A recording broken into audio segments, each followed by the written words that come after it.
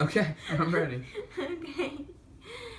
Hey guys, welcome to Finding Full. We asked you to send us a couple of questions about the vegan diet, and now we're going to answer them. Yeah. Okay. First question is, what are the benefits of not eating any meat, and what are plant-based alternatives for what you need from meat, such as protein and iron? Me? Yeah, go. I gotta go? Yep. So plant-based alternatives from what you need from meats, like protein. So animal protein isn't the only thing you need from meat. There's actually protein in everything we eat, and so that's kind of a misnomer or misinformed that the only way to get meat is from, or the only way to get protein is from animal products, whether that be meat or dairy products. So we get all of our protein from plants. So everything, really, anything we eat has protein in it. Beans, quinoa, tofu, tempeh, tons of protein in that.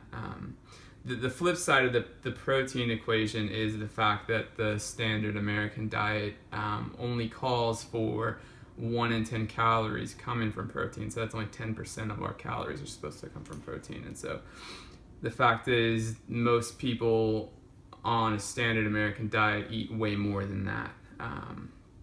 A vegan typically eats between 12 to 14% of their calories from protein. So even on a vegan diet, we're eating more than is actually recommended. So protein is taken care of. Iron, the same thing. Iron, dark leafy greens are good for it. So are legumes like white beans, lentils, other things like that. So the two things that we're worried about, which are protein and iron, are the two things that we're completely over-consuming. Yeah, that's the issue. Mainly with the overconsumption of animal protein is excess animal protein has direct correlations to diabetes, certain types of cancers, and chronic heart disease. It's contradictory to the fact that we're being told to eat all this protein and get it from everywhere, but that's the thing that's making everybody sick. Animal protein is. So, yeah. Ready for the next question? Yeah, do I get asked it? Yeah. Okay, so this one says, is it true that if a vegan eats after midnight, they turn into an evil gremlin? Am I supposed to answer? Yeah, Yes, it's true. it's true. That's why we go to bed at like 10 o'clock. Yeah, So that doesn't happen. yeah, Are you ready? yeah. What do you do when you attend parties or large gatherings for food? Yeah, so if we're attending a large party, a lot of times we'll bring our own food, or we'll bring something that we know that we can eat while there. Mainly, I get really grumpy if I'm hungry, so I want to make sure I have something to eat. If I feel like we're going to a place that might not have many options for us, you can make food ahead of time. You can snack on stuff before you get there, so make sure you're not going hungry while you're there. I know this is kind of an issue when talking to some people. It's kind of a barrier for people to get into the whole vegan or plant-based lifestyle, is they're afraid of what they're going to do in social gatherings because they don't know if they're going to be able to eat anything.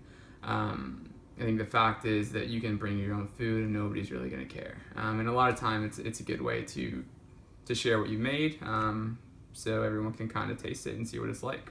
It's your turn. Do you ever miss eating meat?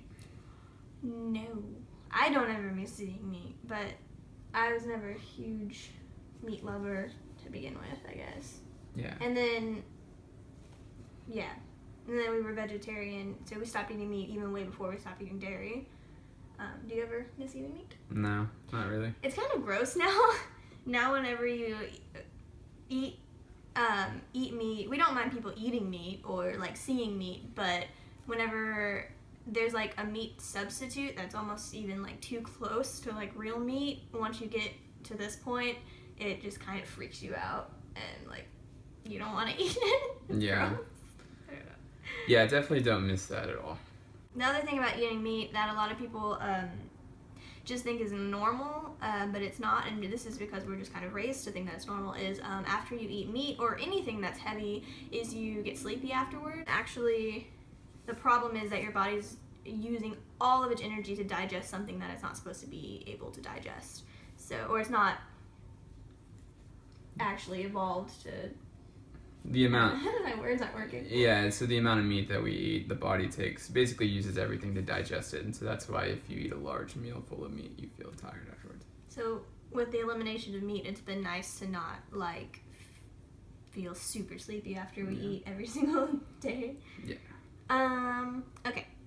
Let's see. Did you go into a detox phase where you got headaches or felt lethargic when transitioning into veganism? I didn't. Surprisingly. And so was one of the things I was really worried about, but for me it was actually a really easy transition. For you, it was kind of a different story. I kind of did. I got like flu-like symptoms for a few days, and then my stomach was kind of getting used to it for a few days. So that was it. I just got kind of a cold, basically. But that was because he eats better than I do, and at that point was already eating better than I did.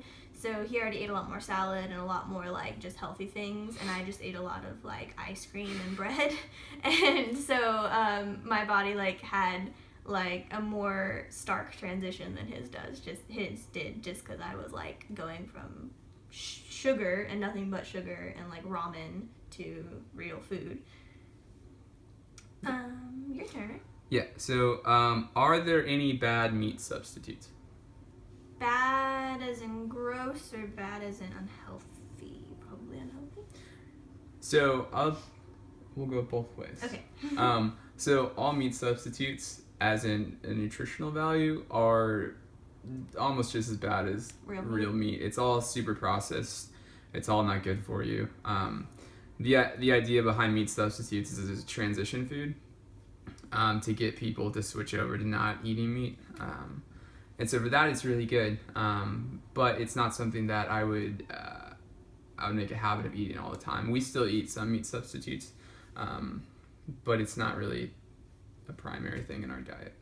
Yeah, I think the big thing is wondering if we get concerned. When we use a substitute, we get concerned about what's in it, and we get concerned about what it is and whether or not it's good for you. But when we're eating food that we're used to, like real meat, we don't think about it.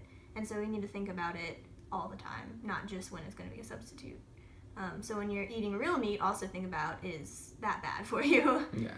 And then as far as taste? Yeah, so we haven't tried everything. There's a ton of stuff out there. But my, favorite... frozen burger is from a company called Beyond Meat. It's called the Beast Burger. It's really, really good. That's probably my favorite one. Yeah, I haven't run into ones that I don't like really, like that are like gross or. Yeah, there's not any that are gross. A lot of them taste really good. It's just they do have different textures, and that's the only difference. Beyond Meat is really good if you're transitioning. Speaking of using meat substitutes to transition, it does work because then you get kind of freaked out by like actual meat texture at that point because you've researched so much. But like Beyond Meat kind of freaks me out. I've had like their chicken strips and stuff, and like kind of couldn't handle it because it was like the same exact texture and everything of real chicken. So that's a good one when you're first starting, though. So the next one is, do y'all have any medical conditions that concerned you when starting the new lifestyle? And if so, have they gotten any better? And then also specifically hypoglycemia. Okay, so first of all, did we have any medical conditions that concerned us when we first started this new lifestyle? So I didn't have any medical conditions I was worried about. I have noticed, though, and I don't know if it's directly related to it or not, but I used to get really bad migraines like once a month, and then once I gave up dairy, I haven't had any since. So I don't know if that's related to the diet or something else that changed. I didn't have any medical conditions or health concerns I was worried about. So that's the only like correlation that I've noticed. Yeah, I didn't have any pre-existing like medical conditions. The main health thing that I've noticed is when I do get sick, and then I haven't gotten sick at all until the holidays when I was stuck in a room with like a ton of other sick people, is that colds, which I used to get, would last like at least a week and a half to 2 weeks, and now they literally last 2 days. And there's like half a day of like that extra stuff, and it's over. So like I'm like no longer afraid of getting sick because it ends like super fast. My body just gets rid of it. So that's nice. Yeah, that's really nice. I got a cold, I guess, a couple of months ago, and I was able to train through it, and it was gone in a day and a half. Yeah, he ran through his cold, and like it was just gone. So another part of that, okay, if so, have they gotten any better? So we kind of talked about that. And then, do you know anything about hypoglycemia? So I did a little bit of research into this. I'm not familiar with it. I'm not familiar with hypoglycemia. What I found is you'll obviously have to do your own research on this if you're interested in going into it. But a lot of people found that they were able to manage that better once they do go vegan. They were able to regulate their blood sugar better. But again, that's something that you need to, research if it's something you wanted to pursue.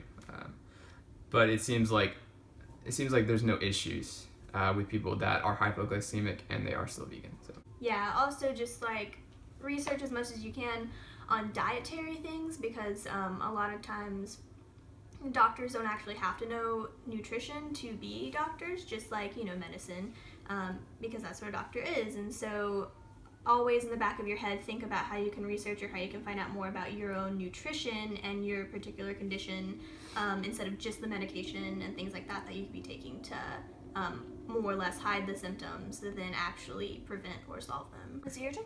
Yeah. So how do you find good restaurants, or is it always just a salad? Okay, so it's definitely not always just a salad. I pretty much never eat salad. I have a really bad habit of like never eating salad. So you can find something anywhere basically, and so when you're going out to a restaurant, you can pretty much find anything anywhere, and the worst case scenario is that you do have to eat a salad, and you're going to be okay. Like, you should be eating a salad every single day, so if you have to eat it once to hang out with your friends, it's going to be fine, and they're not going to disown you, and you're going to live. But yeah, it's not always just salad, at least for us. I hardly ever eat salad. I feel like this question is kind of like attacking salads, like... Like, it's always just salad. Like, to me, like, if I went someplace and all they had for me was a salad, I'd be really excited about that. Because like salada. Salada's really good. That's because I like salads. And I know, like, when you're not, like, eating this way, it's, like, the worst thing in the world is, like, oh, I have to eat a salad. But once you make the transition over, like, your cravings change. And so you'll start craving greens and fruits and everything like that. So to me, like, a big salad is, like, an amazing meal. But so how do we find good restaurants? One of the practical way that we do it, especially if we're out of town somewhere, is there's an app that you can download called Happy Cow, and it'll show you all vegan friendly or vegetarian restaurants based on your GPS location. So you can basically find a restaurant anywhere. If we're eating in town and we're going to a place that isn't necessarily super vegan friendly or vegetarian friendly, you can call ahead. I always check online before we go anywhere if we're going to a new place to see what their options are. Because you have to be careful when you eat out if you are going to be a vegan, because sometimes the bread's not vegan friendly, or sometimes something's made with eggs, and so you just have to make sure that things are... And if you do accidentally eat something and you find out later that you accidentally ate something, don't let that be the end of the world. Yeah, because that's where a lot of people fall off. Is they're like, oh no, I ate something with eggs and now I can't do this. It's totally okay. Like, just make sure to like check. That's really all it comes down to. I went to a Vietnamese restaurant with my parents recently and ate like this whole plate and didn't realize until the very end that there were like little meat chunks in it and that the sauce was made with meat. And so that was weird, but like I'm not gonna stop. You know, it was just it was an accident. So. Yeah. And it was eat salad. Yeah, eat salad. Okay. Oh. So, on average, what do you spend on groceries, and how often do you go to the store? We go to the store. We try to go to the store once a week. And it varies between our lower grocery bills are usually like $70 when we stay stocked up and actually go every single week. And then our grocery bill rarely ever goes over $150. Yeah. It's usually on average $100, almost always. So it's about the same as it was before. Yeah. Yeah, I think that's the key point. Is a lot of people, there's a stigma attached to going plant-based or vegan that it's so much more expensive than your regular grocery bill, and it can be the case. But for us, it's we spend like you said about $400 a month on groceries, which is kind of what we were spending before. So. Yeah, it's the same as when you're not vegan, where you can spend your money on the things that you need, or you can spend your money on like a bunch of like kind of junk foods and stuff like that, and that's where it gets expensive. Same thing with like vegan stuff. You can get a lot of like packaged stuff, and it gets more and more expensive as you do that. Yeah, that's definitely a key point. Is if you want to save money, like buying fruits and vegetables and staying truly plant-based is kind of the way to go, because there is a lot of vegan processed junk that you can spend a lot of money on. Yeah, and produce is the biggest part of the vegan diet, and produce is the cheapest thing in the grocery store. We get like a basket full of like our $100 is like a basket overflowing of like stuff, versus like a lot of packaged meat. You spend at least like $10 for one like thing. At least I've heard recently that it's getting more and more expensive. And so we'll try to go once a weekend. Yeah. So it's not crazy. Once a week, about $100. What are the long-term health? Gosh dang it! Don't look. That's something you can't know that. Okay. What are the long-term health benefits of veganism versus a diet with meat in moderation? So I think that how do you define moderation? So if we're talking kind of how people eat meat 2 or 3 times a day here, the benefits of veganism far outweigh continuing to eat meat. There are studies, and this is a pretty deep like study that you could get into.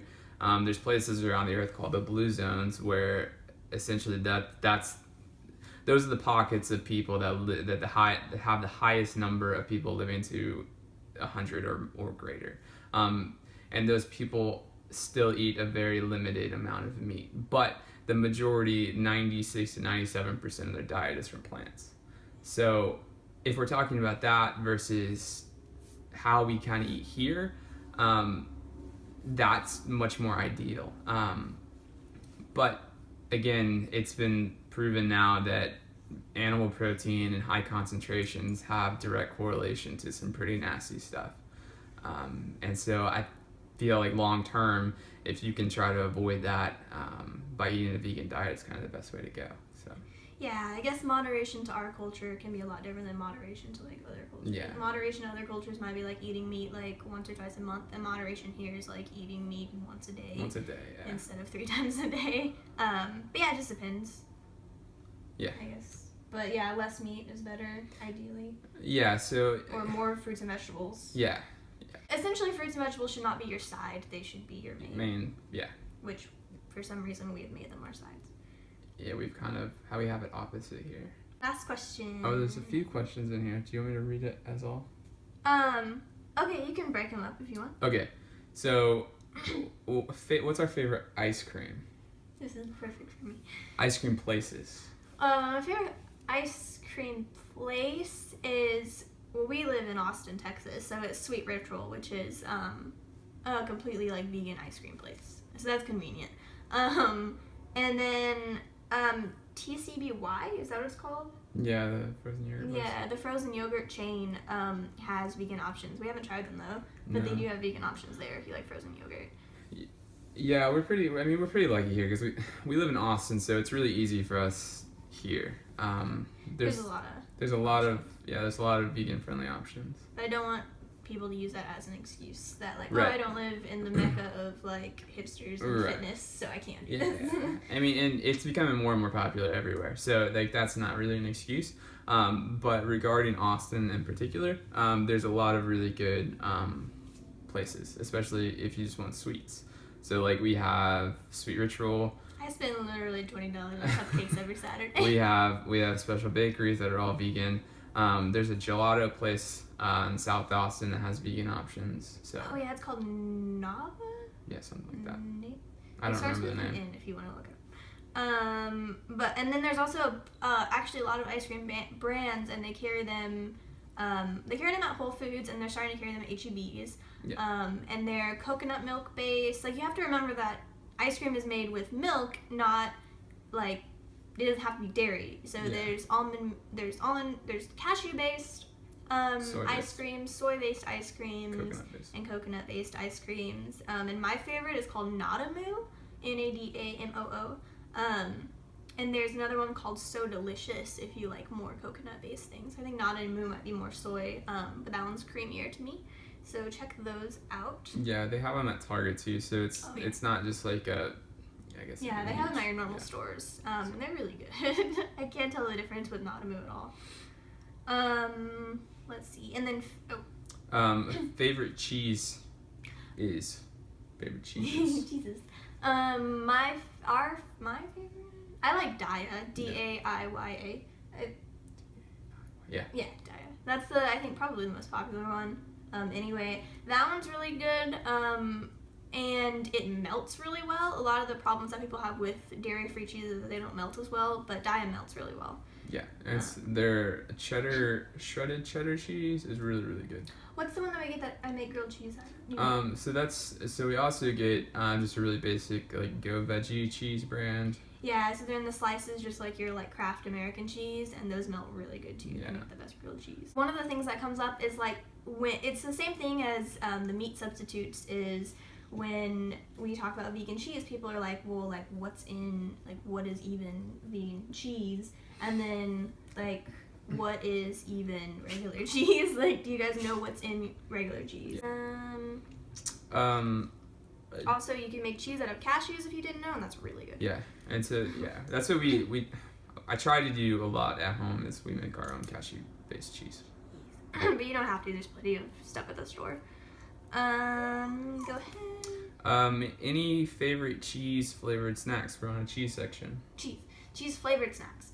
Oh, I haven't really tried too many cheese flavored snacks. The only thing I've tried is these cheese puffs that are really, really good, but I don't remember what brand they are. But there is a brand of dairy-free cheese puffs that's delicious, and I'm sure there's plenty of other like dairy-free cheese. Yeah. Like they're like Cheetos, but they're so good, and I don't remember what they're called. Yeah. I don't even know if I've had a cheese flavored snack since we went vegan. It's good. Anything else you want to address, like just in general, real quick? That might be something that a lot of people like are constantly mentioning or asking. The more you research into it, the more you'll be surprised by how much you don't have to give up. I think is the biggest thing regarding food. I haven't felt limited or deprived of anything since switching over. Whenever we want to eat junk food, we still eat pizza. We can still eat burgers. Yeah. We can still eat basically anything we want. Yeah. I feel like I eat a lot more now than I did before. Also, yeah, the standard question is, well, what do you eat? And like everything. Yeah. It feels like everything. So yeah, I don't know. Is that it? I think that's it. Okay, I guess that's it. Thank you for your questions, and I hope you guys got some information out of this, and feel free to ask us more questions. I'm sure we can do another one of these like as time goes on, and we can accumulate more information and more questions. But yeah, this is what we've learned so far. I think that's it. I think that's it. Okay, say bye. Bye. Bye. Say bye.